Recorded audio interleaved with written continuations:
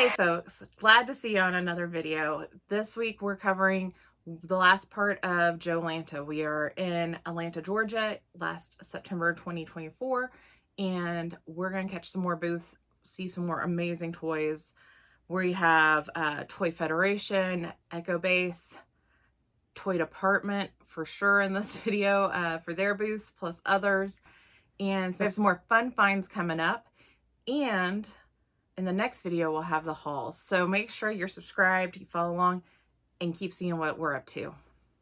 Let's check it out. Starting off in Echo Base's booth, and there are some great play sets. We have the Fortress of Fangs from Advanced Dungeons and Dragons, Castle of Lions from Voltron, Playmobil, which is the overlooked line in general, My Buddy, and with a G.I. Joe crossover adventure set. I've never seen this one before. More D&D. I also have a complete fortress here, and this is one that we will eventually need to pick up. You got the Millennium Falcon, the Silverhawks plane here, the TIE Fighter. You have the wrestling ring, Huey Herman up here with Cherry and Inspector Gadget, and larger version, Parted Joe, GoBot, and another Superion. Donkey Kong board game. Man, that looks like it's in really good condition, and that would have been a fun one to add to our NES displays. We spotted a number of Battle Beasts at this convention. They're always kind of fun to see. Last year was kind of the year of the toy box for us. We took home 4 to 5 large toy boxes from the 80s, and we've seen this R2-D2 one at least 3 times this last year. However, it is not one of the ones that we've taken home yet, but we've discussed it. It's a possibility for the future. There are a lot of fun items at this booth. However, the ones that we're mostly interested in, we've already got. So we didn't pick up a bunch here, but it was still fun to look. I do need this color swirl pony, but I pass on her here, and I end up getting her less than 2 months later at the Pony Friends Forever convention, which we'll cover in later videos. There is the Pixie Tail Treehouse from the Lady Lovely Locks line. That is now something that's on my radar because we started collecting it and don't have that playset yet. Fireball Island is another game that we may have to pick up at some point. It always makes me think I'm playing Double Dare at home, but I don't know that it really is that type of game. They have a great selection of 80s and 90s Lego too, with the pirate ship here and the classic space and the town sets that came around before there was actually a city set. And of course, we saw plenty of Joes. It was Joelanta after all.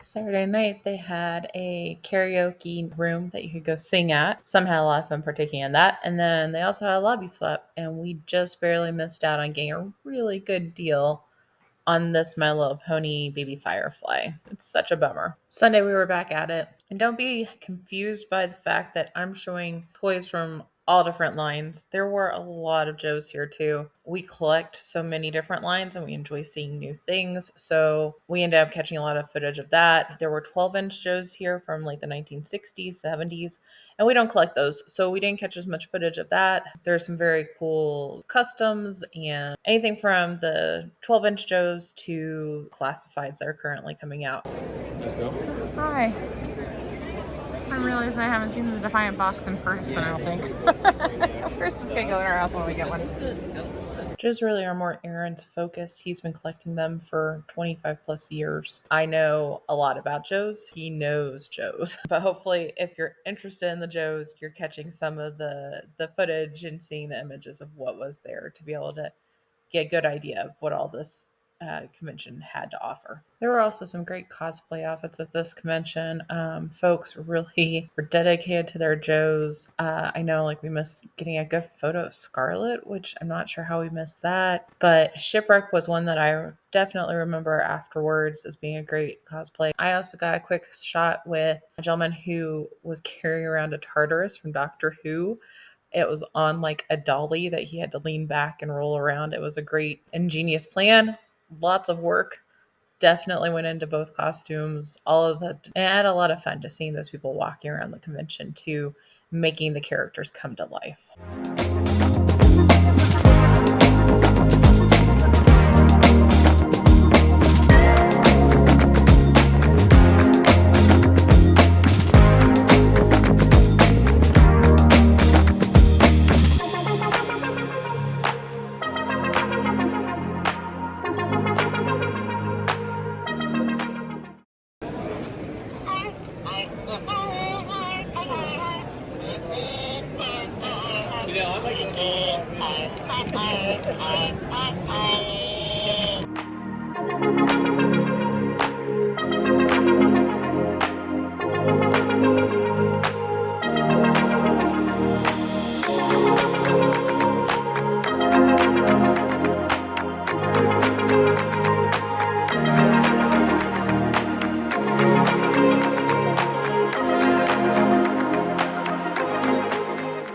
We've been slowly collecting glowworms and the glow friends. I've noticed that these have some of the more rare glowworms that we don't have yet.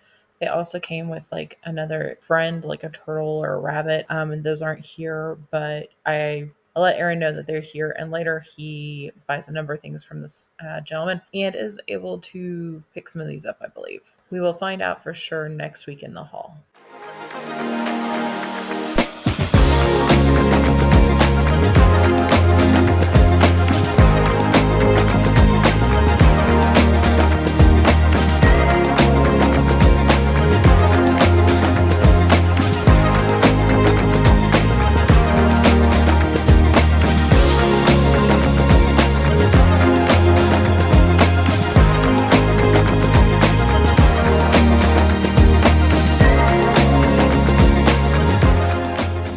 This custom Castle Grayskull also made its appearance. I thought I had footage from walking all the way around and haven't been able to track that down, but you can definitely see that this is a cool classic size Castle Grayskull. The thing was huge, but had great details, looked very similar to the original, and if you're looking for one of these yourself, here's who you contact.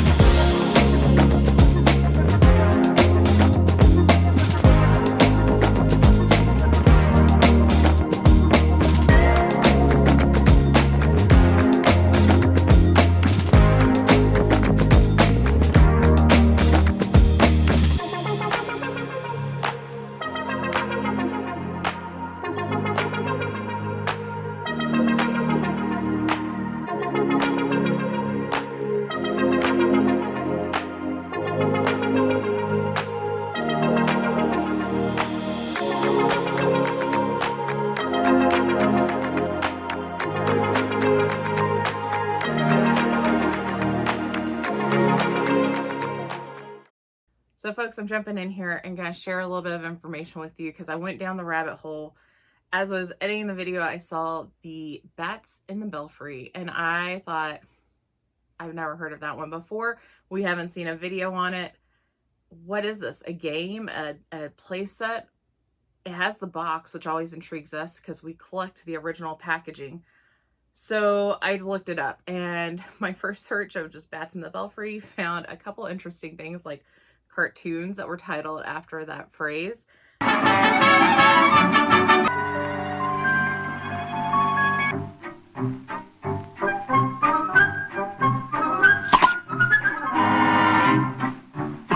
got an audience. Music that it's the name of the song. It's time to realize it's not that hard to see. Just open up your eyes like a bat in the belfry.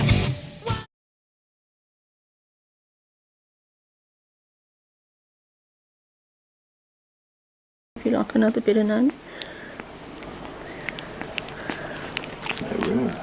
There's always room for banana. There's always room for banana. So part of what caught my eye was the phrase bats in the belfry. That's not something that I think of as being a great phrase for being considered that. And I looked it up just to make sure. And yeah, it's usually something that's strange or irrational, unusual, perceived, or for real, not quite right, at least in other people's eyes. So, like, bats flying around in your head makes you a little crazy. Bats in the belfry. And belfry is another term for like the bell tower in churches traditionally. So either scatterbrained, which I kind of thought of, or a little bit more off the wall, unusual, is where that phrase falls. So the question is this a board game? A figure? Is it a toy playset? I've never heard of the toy line that goes with this. And so I dug a little deeper. What exactly was Bats of the Belfry? So in 1964, Mattel released this game. And in all honesty, after looking it up, if we come across this again, it's something that I would consider taking home, depending on the price, of course. But it's a large castle, haunted house type building that is like 18 inches plus, I think, from looking at the videos. You drop a metal ball in the top of one of the towers, like the belfry, and it rolls down through the inside contraptions and pops out a couple different places or causes a series of events to occur. You can be told to steal a bat, or a like flying bat, or you can have other actions occur, and then it also can trigger a whole bunch of these plastic bats that are on the castle on another part to go flying off everywhere.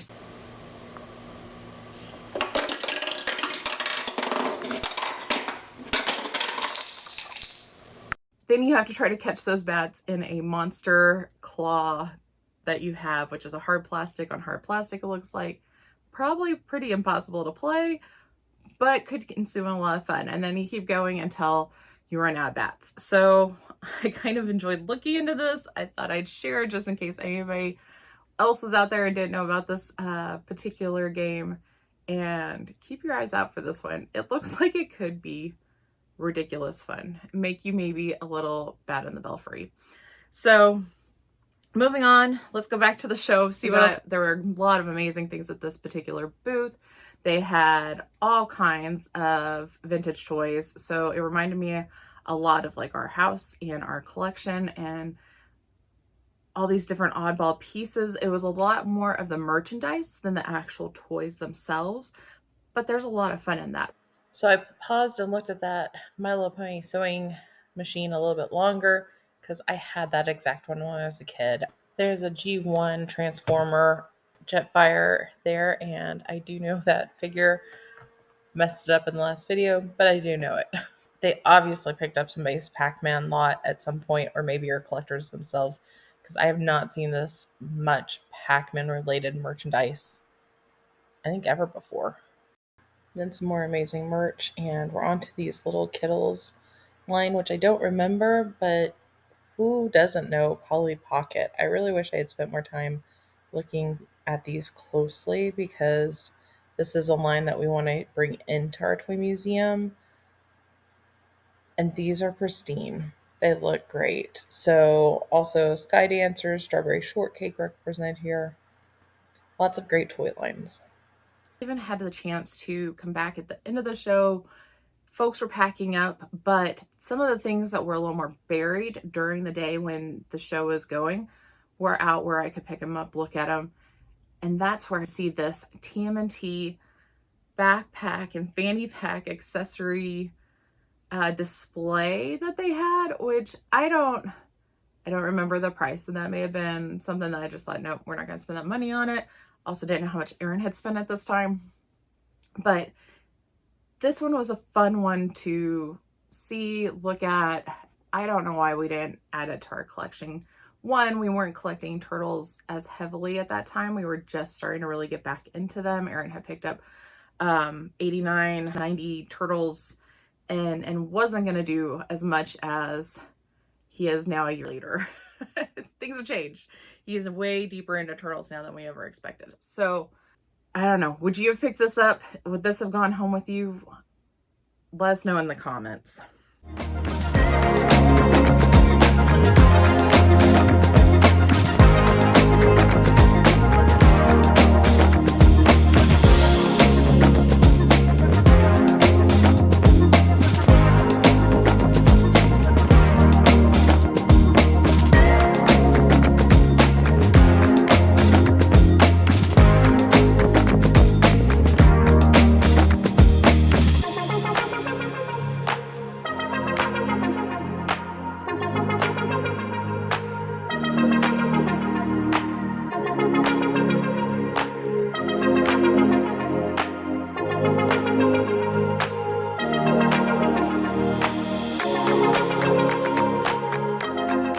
So at the end of the convention, Erin and I reconnected at Toy Department's booth, and we were able to check out some of the very cool items that they had here. Lots of carded items, the Silverhawks, which is a line that is on our list, but we haven't got into yet. Starting carded on them. Ooh, I don't know. We'll see.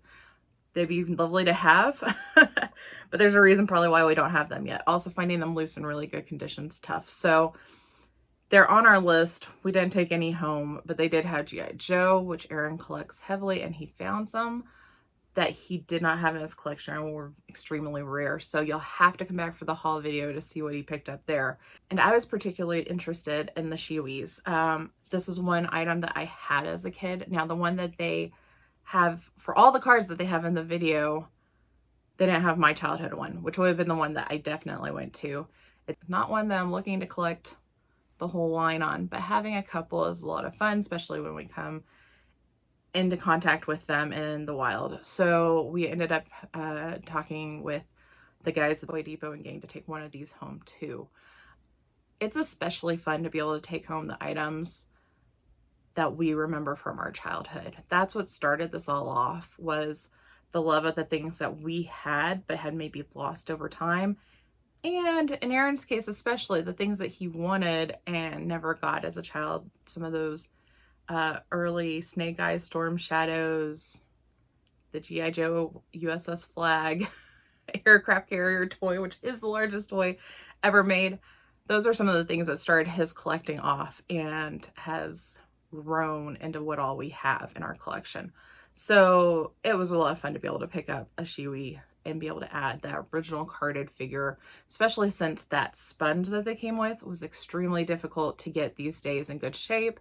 It was a bath toy. That's where I played with mine, and it didn't last. I don't have the original sponge to be able to pick up this item and add it into my collection. So stay tuned for the haul video. One thing that I've touched on a couple times through these videos of covering our trip to Joelanta was Hurricane Helene. While overall you can see it didn't really directly impact our trip. We avoided most of the rain. We didn't have troubles with the roads. That wasn't the case with everybody who was coming to Joelanta or planned on coming to Joelanta, and those who were there being vendors. We feel more connected to the folks that we met and hopefully we'll be creating friendships with over time from these shows. And there was a lot of damage that occurred to this area, hitting 6 different states, from, Florida, Georgia, North Carolina, South Carolina, Tennessee, and Virginia. Not only was the actual hurricane level issue storm a problem, but there was a lot of rain, and the rain that hit upstream ran downstream, caused lots of flooding, road damage. I mean, whole homes washed away. So we're just putting it out there that we were thinking about everybody that was impacted from this. I know they're still recovering. It's been 6 months. I didn't do the math, but September to we're now in March. They're still recovering because from things that I've been through in similar form or fashion, never to that complete extent. You don't just get back on your feet right away. But I know they're rebuilding, and we wish them the best of luck and hope that things are improving. Hope that you're there at Joelanta. We get to see you again in just a couple weeks. It's going to now be Power Up Joelanta because PowerCon and Joelanta are merging for this year, at least to be able to put on a bigger, better show. And we're looking forward to it. We're a couple weeks down. I'm counting the days trying to get ready. So we have plenty of awesome stuff to sell at our table. And then we're also going to be helping out, hopefully, behind the scenes too. And that's it for Joelanta 2024. And we'll see you in the next video.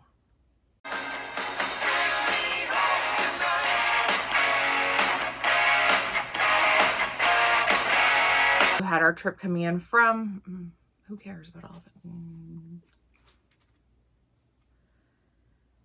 Apartment spoof. And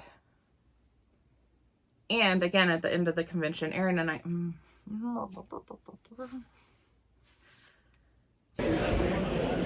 are you supposed to be back there, Erin?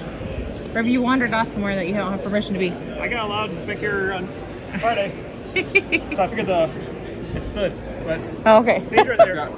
You do have the You're just wandering around back there. I'm like, oh, you don't know also got boundaries. the Hella Fighter.